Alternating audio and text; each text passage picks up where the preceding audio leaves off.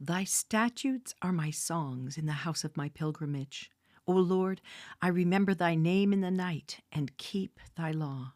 This has become mine, that I observe thy precepts.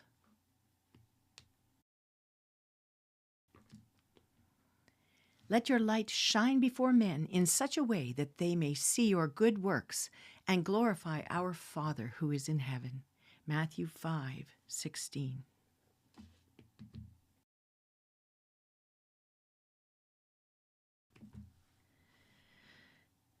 Ecclesiastes chapter 11. Cast your bread on the surface of the waters, for you will find it after many days. Divide your portion to 7 or even to 8, for you do not know what misfortune may occur on the earth. If the clouds are full, they pour out rain upon the earth, and whether a tree falls toward the south or toward the north, wherever the tree falls, there it lies. He who watches the wind will not sow, and he who looks at the clouds will not reap. Just as you do not know the path of the wind and how bones are formed in the womb of the pregnant woman, so you do not know the activity of God who makes all things. Sow your seed in the morning, and do not be idle in the evening, for you do not know whether morning or evening sowing will succeed, or whether both of them alike will be good. The light is pleasant, and it is good for the eyes to see the sun. Indeed, if a man should live many years, let him rejoice in them all, and let him remember the days of darkness, for they will be many. Everything that is to come will be futility. Rejoice, young man, during your childhood, and let your heart be pleasant during the days of young manhood, and follow the impulses of your heart and the desires of your eyes. Yet know that God will bring you to judgment for all these things. So, remove grief and anger from your heart and put away pain from your body, because childhood and the prime of life are fleeting. Ecclesiastes chapter 12. Remember also your Creator in the days of your youth, before the evil days come and the years draw near when you will say, I have no delight in them. Before the sun and the light, the moon and the stars are darkened, and clouds return after the rain. In the day that the watchmen of the house tremble and mighty men stoop, the grinding ones stand idle because they are few, and those who look through windows grow dim, and the doors of the street are shut, as the sound of the grinding mill is low. And one will arise at the sound of the bird, and all the daughters of song will softly sing. Furthermore, men are afraid of a high place and of terrors on the road. The almond tree blossoms, the grasshopper drags himself along, and the caperberry is ineffective. So, for man goes in to his eternal home while mourners go about in the street. Remember him before the silver cord is broken and the golden bowl is crushed. The pitcher by the well is shattered and the wheel at the cistern is crushed. Then the dust will return to the earth as it was, and the spirit will return to God who gave it. Vanity of vanities, says the preachers. All is vanity. In addition to being a wise man, the preacher also taught the people knowledge, and he pondered, searched out, and arranged many proverbs. The preacher sought to find delightful words and to write words of truth correctly. The words of wise men are like goads, and masters of these collections are like well-driven nails. They are given by one shepherd. But beyond this, my son, be warned.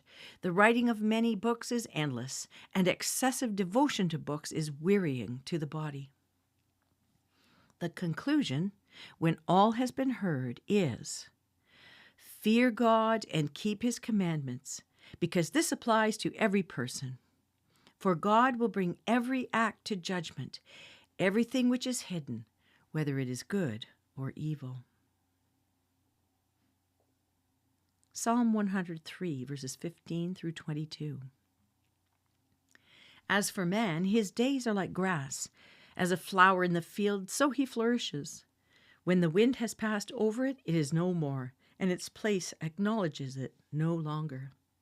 But the loving kindness of the Lord is from everlasting to everlasting on those who fear him, and his righteousness to his children's children, to those who keep his covenant and remember his precepts, to do them.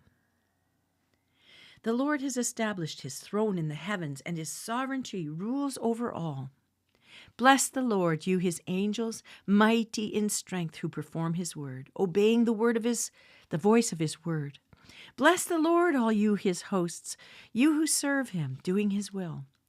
Bless the Lord, you works of his, in all places of his dominion. Bless the Lord, O my soul.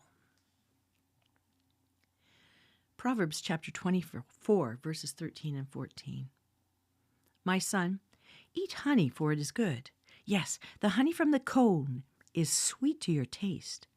Know that wisdom is thus to your soul. If you find it, then there will be a future, and your hope will not be cut off. 1 Corinthians chapter 11, verses 1 through 16. Be imitators of me, just as I also am of Christ. Now I praise you because you remember me in everything and hold firmly to the traditions, just as I delivered them to you.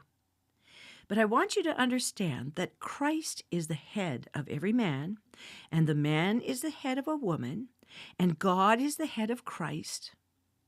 Every man who has something on his head while praying or prophesying disgraces his head, but every woman who has her head uncovered while praying or prophesying disgraces her head, for she is one and the same as the woman whose head is shaved. For if a woman does not cover her head, let her also have her hair cut off.